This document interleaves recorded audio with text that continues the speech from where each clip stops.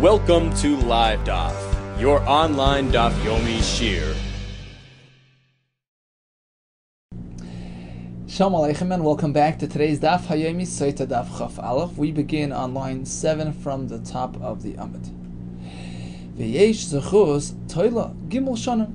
In the Mishnah we learn that at times a SOTAH, although guilty, will be protected from the waters.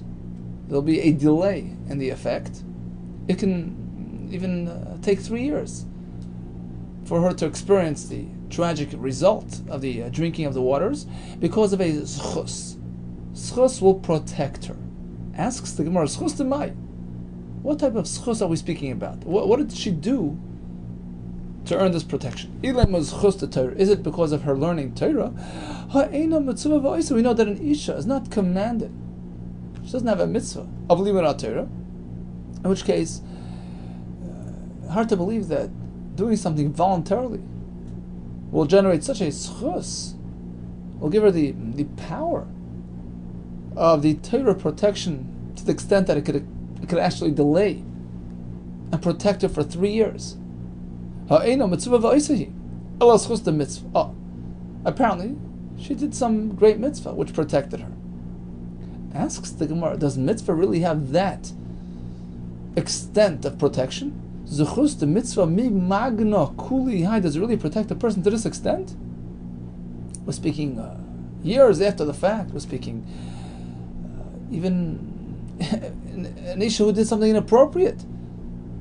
So how can you suggest that a mitzvah that she did way back should have such a prolonged effect on her, should have such an impact to the point that it can delay the einish for 3 years? Mi magna kulihai, does it have that much protection? But Tanya, we learned in a brayso. Ezo darash Rabbi Menachem bar Yossi. Rabbi Menachem darshaned the following pasuk in Mishlei Vav. Kiner mitzvah v'torah. So mitzvah is equated to a candle, a light. Torah to the source of light. Why this difference? Ta'ala hakosav v'sa mitzvah b'ner v'sa Torah ba'er. The Torah connects mitzvah and ner, and connects Torah to the source of light. Why? Esa mitzvah b'ner, the equation, the connection between mitzvah and ner. Lo melachas to teach you ma ner ena megina. There's a girsa meir l'edel lefisha, just like a candle can only burn for a certain, a set amount of time until it goes out. Av mitzvah ena megina edel lefisha. Likewise, the protective powers of a mitzvah are limited. They can protect, for a short time. As opposed to Torah, whose protective power are more longer lasting. That's why we connect Torah to the source of light, which never goes out. What am I to tell you? Ma'or. There's a gersa me'ir lo'ilam, just like the source of light just keeps on emitting light. Af Torah beginning lo'ilam, likewise Torah has that ongoing protection. We find the same in the following pasuk. We find that Torah accompanies a person and protects him on an ongoing, constant basis. Right? We say this at the Hadron, right? So we learn means in this world. Torah will follow you, will keep you company, will escort and protect you in this world. The pasuk continues, even when you're sleeping, so to speak. The Torah hovers over you, protects you. Zumisa. That's during death. When you get up, the Torah will advocate for you. After Tchias HaMesim, when we have that period, the Torah will come and advocate for us. Mashal la'adam. This whole concept of Torah protecting a person, as well as mitzvahs protecting a person, is analogous to the following illustrative analogy. Mashal la'adam, it's a mashal to a person, shayim mahalech bi'isha in layla v'afel, he's traveling the roads in the middle of the most darkest night. He has a lot to be worried about. Thorns, potholes, other types of thorns, animals, robbers. On top of all that, he's lost. He has no clue where he's going. So he's stuck. Suddenly, he chances upon a torch, a flashlight. Okay, that gives him some sort of assistance, at least a partial help. So now he's not worried about the potholes and the thorns, but he's still worried about the other things. He's robbers, animals. He's still not sure where he's going. He's still lost. But so the Avuka Shalor is like the mitzvah, somewhat protected, somewhat illuminated. But once the sun rises, and it's flooded with light, the robbers are gone, the animals are gone. And that's the Torah experience. Torah lightens up the mind and the heart and protects a person from all these threats. And Rashi says, of course it's a mashal, it protects a person from chet and from yisurin, from sinning and from many types of calamities. But he's still not sure where he's going. It's light, but maybe I'm on the wrong road. So how does he get around that?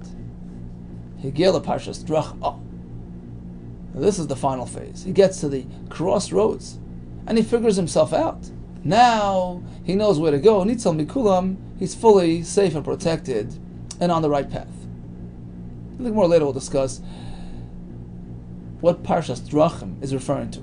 It's Yom HaMisa, it's the end of the road, when he's fully accomplished, concluding a life full of Torah and mitzvahs. Now he knows that he's safe and sound, Asad Lavai. Otherwise, you never know, perhaps he'll veer off the road. We'll see later in the Gemara. Bottom line, this mashal illustrates our point, the difference between a mini light, which is like the mitzvah. It gives him miktsas, hagana, it protects him somewhat. But the ultimate is Torah Or, which floods him and his surroundings with Or, with light, with brightness, and gives him that added protection. Davar Achar, another difference between the mitzvah and the Torah. Avera machaba mitzvah. A person can do a mitzvah for which he deserves schar, but then he gets involved in averis. That could cancel his schar. Ve'en avera machaba Torah, but it can't cancel the schar of Torah. Torah is more powerful than averis. Shenemar, and this is based on a pasuk in Shir Hashirim. Ma'im rabim, the great waters, the floods of averis. Lo yuchlu lechabes es ava. They cannot put out the intense love generated by Torah. Bottom line, we have a kasha. Because here we see, true, Torah and mitzvahs protect the person. But there's a big difference between the level of protection afforded by Torah and afforded by mitzvahs. Torah gives long-term protection. Even when he's not actually involved in the learning of Torah, but mitzvah is a limited protection. It's only l'fishah, it's a temporary protector. So how can the Mishnah tell us that an Isha who's involved in a schus, and we assumed it's a schus of mitzvah because she doesn't have the mitzvah of Torah, the tziva of Torah, so at most she's involved in mitzvahs. Even if she's learning Torah, it doesn't have more power than a mitzvah. So how could it last for 3 years and override the inappropriateness that she was involved with? Amar Rav Yosef, he says like this. True, the level of protection afforded by Torah is greater than mitzvahs. But nevertheless, even mitzvah has a strong power of protection to the extent that it could protect the SOTAH for 3 years. Amar Rav Yosef, mitzvah, when a person is doing a mitzvah, so be'idna da'asak, but while he's actually involved in the ma'asa mitzvah, the mitzvah experience creates a double protective barrier around him, spiritual and physical. Magna protects him from calamities, from yisurim, from puranus, umatzla, and it also keeps him away from the Yetzer Hara. So the spirituality that envelops him when he's doing a mitzvah serves as that protective ring around him, protects him from the Yetzer Hara as well. But that's only while he's actually doing the Masa Mitzvah. While he's connected to the Nair of the Mitzvah. While he's not involved, he's done the Mitzvah, so he has some lingering protection. Aguni Magna, it still protects him from physical difficulties, from physical Yisurim, like the case of the SOTAH with the water. Atuli Lematzla, but doesn't really protect him from spiritual threats. So that's the answer to that question. The SOTAH who's involved in a mitzvah can still be protected over the long term because of the power of mitzvah. Torah is on a higher level. Bein b'idna da'asik ba, or bein b'idna la'asik ba. Whether he's actually learning the Torah or he's not learning the Torah right now, but he was learning Torah. Magna or Matzla has both protective powers, protects from Yisurim and from the Yetzer Hara. So that's the answer to the question. Right, we said the Schus protects an Isha even up to 3 years, even though she was involved in Avir. What type of Schus? Torah? Well, she's not Mitzvah on Torah. She can't have the added protective powers of Torah. Schus of Mitzvah? Does it really last that long and that far? Yes, it does. So although certainly the protection of Torah is greater than mitzvahs, because even when he's no longer actually learning the Torah, it gives him the double protection, something which mitzvah can't do. But a single protector, the Hatzalah from Yisurin, even mitzvah can do, even though he's done his mitzvah years ago. Maskefla, Rava has a kash on this. Elamiyat, if that's the case, that a study of Torah can have long-term effects on a person to the effect that it protects him from everything, even when he's not involved in learning, protects him from Yisurim, protects him from Yetzer Hara's threats. What happened to those two people? Really ask about Torah? We know, of course, they were involved in Torah. They were great Talmidei Chachamim. How did Yetzer Hara get to them? How did they fall for his temptations? Elam Rava. So Rava says like this. I'll take it a step down. We're still going to have pshat now a Mishnah, because a mitzvah can protect a person even when he's done that mitzvah. But I want to just downgrade a bit when it comes to the protective powers of Torah. Elam Rava. When it comes to Torah, while he's learning, Magno Matzla has both powers, from Yisurim and Yetzer Hara.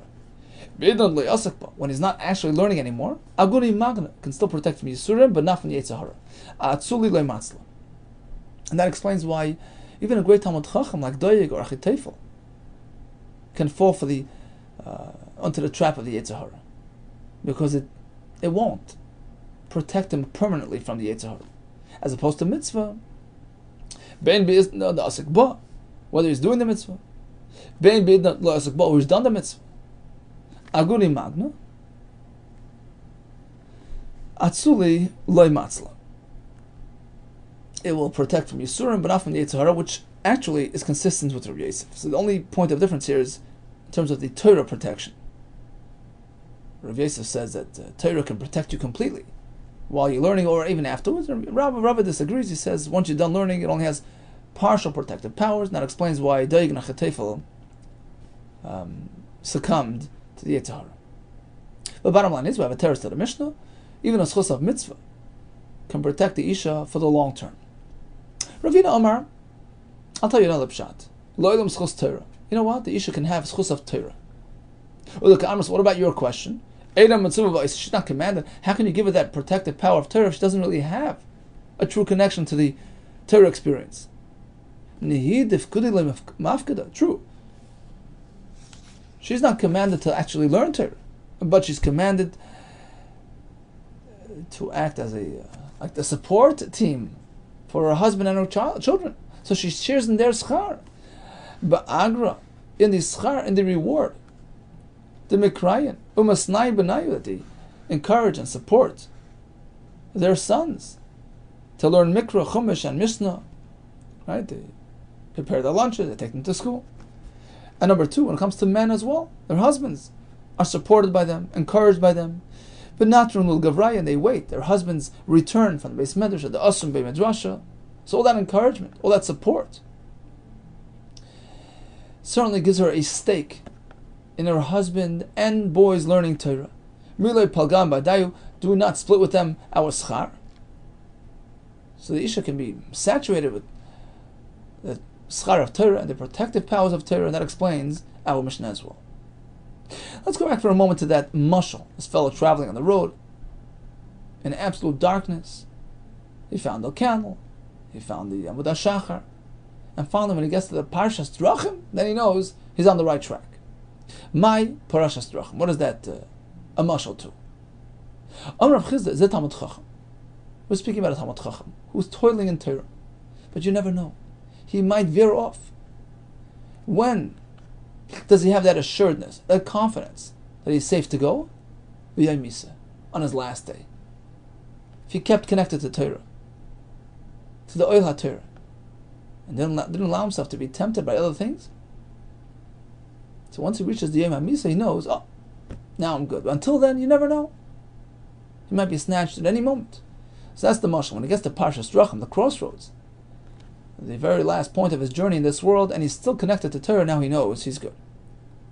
Rav Nachman Yitzchak Amar, Zeh Talmud Chacham. Again, we're speaking about Talmud Chacham, Yiras Chet. Parshas Drachim is a reference to a person's immersed in Musar and Yiras Chet. So Torah is true, and it instructs him, it shows him. But who says he's going to conform? Who says he's not going to be tempted by the Yetzer Hara? For that, you need a great dose of Musar and Yiras Chet. That's the Parshas Drachim, which deems him safe and protected from the Yetzer Hara. Marzutru Amma, how does he know that he reached his moment of assuredness? Zeh Talmud Chacham, we're speaking about a Talmud Chacham, the Salkalei Shmatza that his learning was so crystallized, Alib de Hilcha said that he's Zoicha to Paskin and to have clarity in Halach, and his colleagues accept him and his opinions. Then he knows he's truly accomplished. Davarach, so Rav Nachman Rabbi Yossi says, look, there's another difference between Torah and mitzvahs. Avera Mechaba mitzvah, an Avera experience can go ahead and cancel a past mitzvah experience, but it can't do the same to Torah, which is all the more powerful than an Avera. Vein Avera Mechaba Torah. And this was based on the pasuk. Mayim Rabim, even the biggest Averas, Lo Yuchlo Lechabes Ava, they have no power against Torah, the most intense moment of dveikus with Hashem. Amar Rav Yosef, Darshe, I'm impressed. Darshe Rabbi Menachem Rabbi Yosef. Rabbi Menachem darshan this pasuk l'haikra kisina, like it was the way it was said at Har Sinai. I really like his drasha. V'lmolei dorshua doyeg v'chetefel. If it were so, if it only were so that doyeg and achetefel who pursued David would have, had the same insight in this pasuk. Kachi lo yiradfu basar David, they would have not chased David around, because they figured that David, on account of his involvement with the Neshes Ish, with Bathsheba, in their opinion, negated all his Torah, and now he's free prey. The Sib Leimor Elokim Azova, Hashem abandoned him because of his chet. Based on what? What it's saying? Were they saying that? Because of the fact that they perceived that he was a Baal Chet, my drosh, based on which pasuk? Pasuk says, don't get involved in erva. That can cause Hashem to leave you. So they figured they have open access to David. They can pursue him.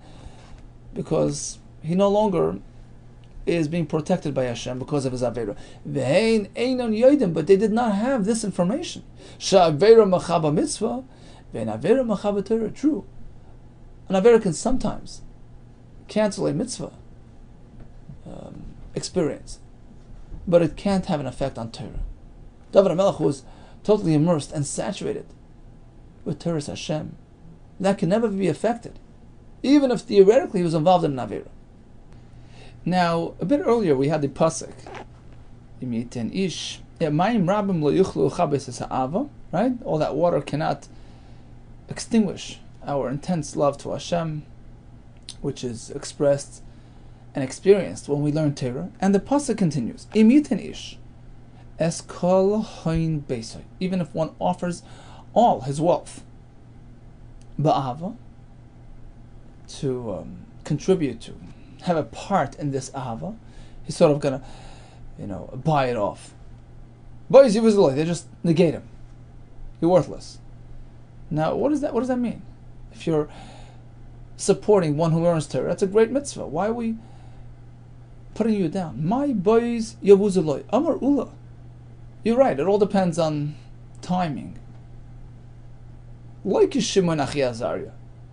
True, we're not speaking about an example like Shimon, who had a brother by the name of Azariah, was a successful businessman, and he supported his brother Shimon. He made a deal. Supported him so they can learn Torah. In fact, that's how he was called, Shimon Achi Azariah, because his brother Azariah is credited with Shimon's learning. He's mentioned in the first Mishnah of Maseches Vachim. That's great, because his support, his financial support, enabled his brother's learning. Another example, like Rabbi Yehuda the Ben Yisir, we're not negating a situation like the arrangement that Rabbi Yehuda had with the Nasi's family. They would support him until he learns Torah. That's great. On that we don't say, boys, you we just negate you. What then? If you came too late. You came after the fact. Elok Hillel v'Shavna. Like Hillel and Shavna, his brother. What happened? The Chiyasar Rav Dimi. When Rav Dimi came from Eretz Yisrael, Omar, he told us as follows. There were two brothers, Hillel v'Shavna Achi Havu. They were brothers. Hillel also begat Torah. Shavna Avad Iska. Hillel was immersed in Torah. Metoicha Oini, he was in dire poverty, that famous Gemara in Yuma, where he had no money to pay the entrance fee. He was stuck on the roof overnight. His brother was doing well in business, and he did not support Hillel's learning. It's only later on that he had second thoughts, he had regrets. L'seif Amarle, later on. Shavna turns to his brother Hillel, he says, you know what? Let's make a deal. Ta na'arif, come, we'll share the fortune. V'lifla, again, you'll give me a portion of your schar, of your Torah. Although I didn't support you until now, but let me buy off a piece of your Torah. Oh, that doesn't work. Yatsa Baskel v'amra, a heavenly voice calls out and says, this very pasuk applies right here. It's too late. Imita and Ishes Kalain Beis, even if you offer everything, Ba'ava, to sort of get a chelak, get a portion of that ava, you should have supported him before he started learning. You should have actually been there when he needed you. Don't come now when it's too late. Boys, we just cast you aside. Okay, so we had a shaila in the Mishnah. How could the Isha's Mayim not work for 3 years? How can she be so protected? Based on what? What great deed did she do?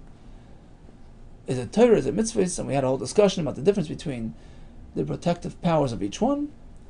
And the Gemara had two solutions. Either it's schus of mitzvah, which indeed does protect a person, although not on the same level of Torah, but it still can protect a person in the long term.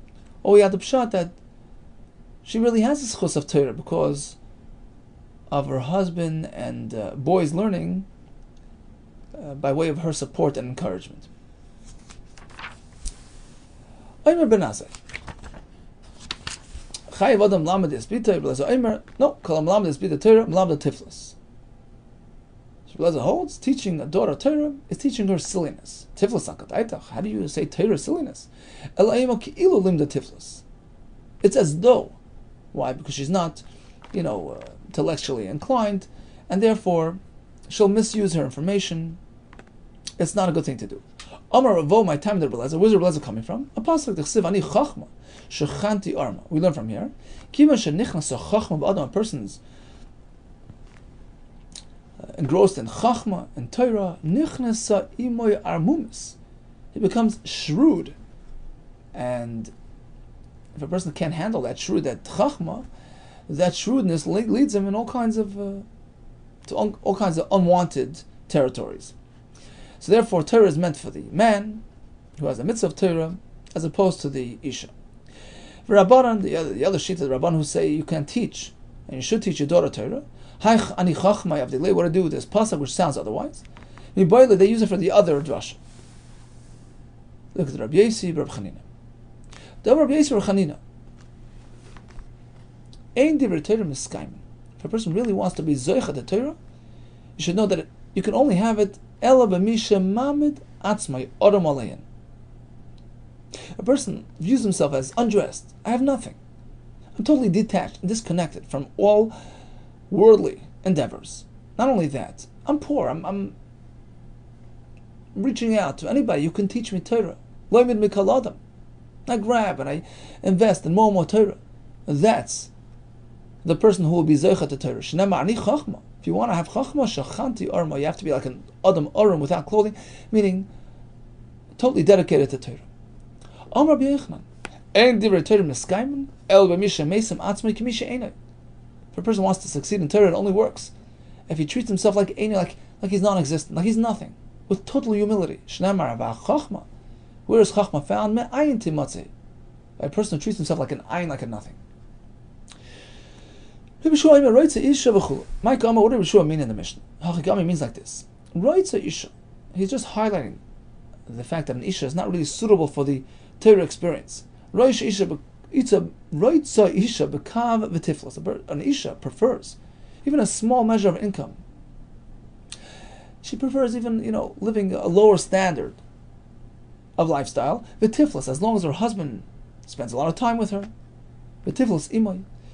Mitishas kav, she wants that more than having a higher standard of income. Uprishus, with separation from her husband. So she's more emotionally inclined, more emotionally needy, and therefore, that supports the contention that the isha is not really meant to be immersed in Torah. That's not really her specialty. Hu haya aimer. Rabbi Yeshua further tells us that one must be careful from imposters. It's all about what's going on internally. True character is important as opposed to externals. Chassid Shoita, all these fellows are not what it's all about. Hey Chidami Chassid Shoita, what exactly is this Chassid Shoita doing? Kigoin de Katav Itza Banahara. So he walks by the river and there's a woman drowning. V'amar, he says, no, not for me. Lav Oirach Ara, it's not appropriate Listakula to view her. V'atzulan, to save her. He walks away. So he's conducting himself as a chassid, as a righteous man, but it's a chassid shoita. It's a very silly presentation of chassidus. Hechi dami rasha aram. That's the second guy on the list. A rasha aram. What is that? A conniving, wicked man. Rabbi Yehuda, this is going to be a smart fellow who's using his shrewdness for wickedness.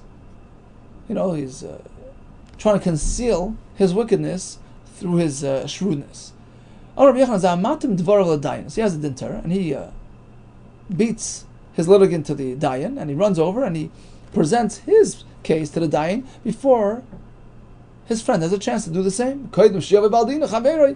Which sort of, sways the heart of the dayan before his friend gets a chance to present his side of the story. So he's a rasha aram. Doesn't appear to be doing anything bad. I'm just presenting my case, but he knows the truth. He knows exactly what he's doing. Ravo Amar, Zanois and Dinar La'ani, Lahash Loy Masayim Zurs. This not, as we learned in the Mishnah. Let's see the Mishnah first, and then we'll explain. Mishleish Masayim Zurs, a person who's not so poor. He has in his possession 200 zuz. That puts him, pushes him above the poverty level.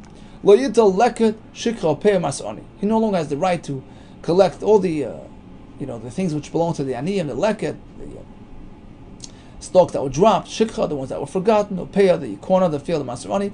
So basically, he can't really benefit from public assistance because he already has 200 zuz. But let's say he had 199. He had 199. Is he eligible? Yes. Even if he has 1,000 people showing up at once and giving him a coin, 1,000 coins at once, he can take them all. Because right now I'm below the poverty line, 199. So now even though I'm showered with coins at once, it's okay. So back to our fellow, the rasha aram. What happened? He knows that this fellow here saved up 199. And he doesn't want this fellow to take the Ma'aser Ani. He's a big farmer. He doesn't want this fellow to benefit from the Ma'aser Ani, etc. He has a friend, a relative, who he wants to give it to. So how does he lock this person out? He says, come here, I want to give you some stuck. And he gives him a coin, which now gives him a total of 200, which locks him out of the Matanas Aniyim. So he's pretending to be a big tzaddik. Here, take tzedakah. but really he's scheming against him. It's a plot. It's a ploy. It's a way to get him off the scene, to make him ineligible for the matnas aniyim. He's a Rasha Aram. Ravasi Amar Rabbi Yochanan. I'll give you another example of a Rasha Aram. Zahamasi Eitza Limkar B'nuchasa Mu'at. So the halacha is, if a person passes away, leaves behind a large estate, enough for the sons and the daughters. So the boys are Yerush, they're the actual inheritors, and the daughters are supported from the estate until they get to the point that they're adults, etc. Let's say we only have nechasa mu'ata, not enough to go around. What's the halacha? The girls get it to support themselves, and the boys have to go fend for themselves. That's the halacha, as we discussed back in Maseches Ksubos. So what's this fellow doing? He notices, this type of situation, that there's a Yerusha with boys and girls, and there's not enough to go around. So he goes and he steps in, he butts in, and he advocates for the boys. And he tells the boys, quickly, go sell off the assets, so your sisters can't access those assets. And that works. Although they're not supposed to, but if they do it, it's over. If the boys went ahead and sold off the properties, it's sold, it's gone. So he's mixing in to something he shouldn't. And he's advising the boys for their benefit, so to speak, but it's to the detriment of the girls. That's called a Rasha Aram. He's a shrewd Rasha. Abayam, another example. Zahamatzi Eitza Limkar B'Nuchasim K'Rabbi Shimon Gamliel. So he's giving a fellow advice to sell off the assets in accordance with Rabbi Shimon Gamliel. So it's going to be to his gain, but to the other person's detriment. And that's a Rasha Aram. Looks like he's trying to help somebody, but really, he's trying to harm the other person. What exactly is this? The Sanya. Nichsai Lach.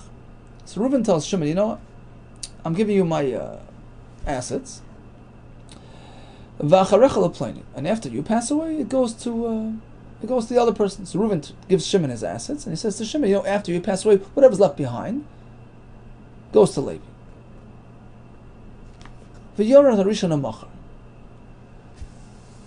And Shimon, quickly goes to the field and he sells it off. And he consumes the money that he got for that field. It's over, nothing left, not a trace. The field's gone, sold, money's gone. So now, when Shimon passes away, Levi can come back and reclaim that field. He can take it from the buyers. That's Rebbe's opinion, because after all, Shimon's balos, Shimon's ownership was a limited ownership. He only got it as long as he lives. It was meant to be handed over to Levi. He had no right to sell it. So now Levi can come back and take it. Rabban, Shimon, he disagrees. True. Perhaps Shimon had no right to selling it, knowing that it's meant to be transferred to Levi after his passing. But once he's sold, it's over, because currently he's the owner. So Levi can only access what Shimon left over. That's it. But what's sold is gone. So that's the case of the Rasha Aram. Why did Shimon sell? Because this pseudo lawyer got involved and helped him out and advised him to sell it, supposedly for his benefit, but really he was harming Levi. He was being a Rasha Aram. Rabbi Yosef Merchama Amar of Sheshes. I'll give you another example.